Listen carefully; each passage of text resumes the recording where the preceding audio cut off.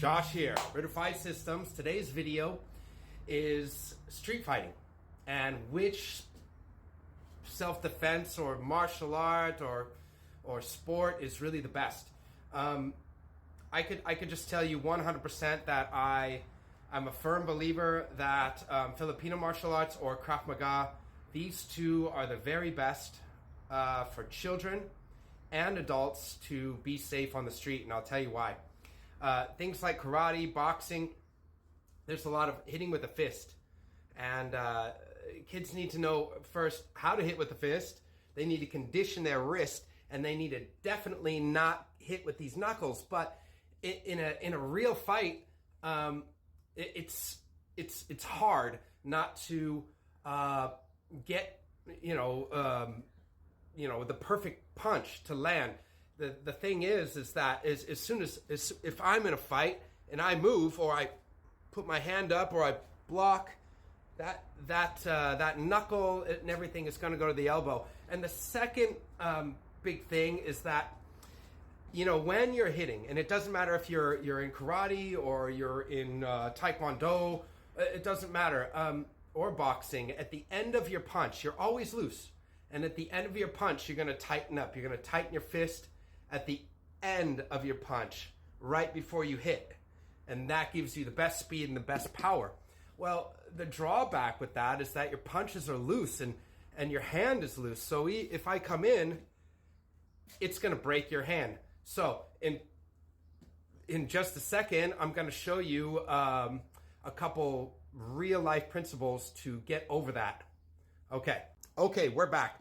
So the first principle is you want to hit with your hand.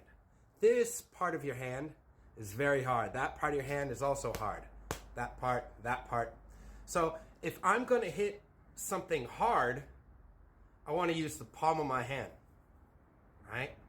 If I'm going to hit something soft, then I want to use a fist or the canter, right?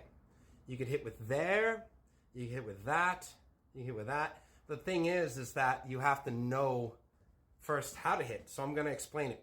I want my thumb in. I don't want my thumb out when I hit, because the worst thing that could happen is somebody grabs it or they move and that thumb catches and you sprain your thumb, and now you have a big problem because you can't grab anything.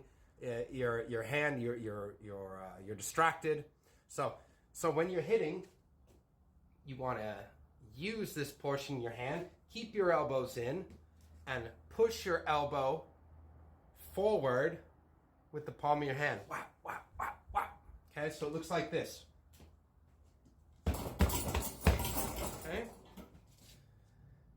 So that is what you do in a street fight. That's the best. The other one is a hammer fist. Instead of throwing a hook, a lot of people just don't know how to throw a hook.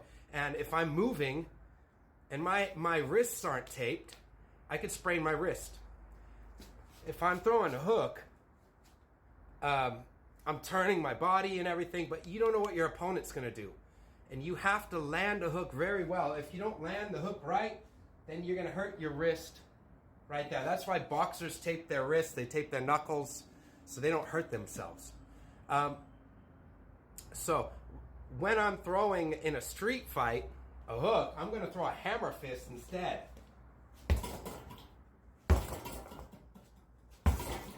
That is devastating. That's this part of the hand, and I'm coming in on the temple, on the neck, on the jawline. This is why I believe these techniques you find in Krav Maga, and this is why I believe that Krav Maga and Filipino martial arts are superior to boxing and MMA style martial arts in an actual street fight. So follow me, like, subscribe for more.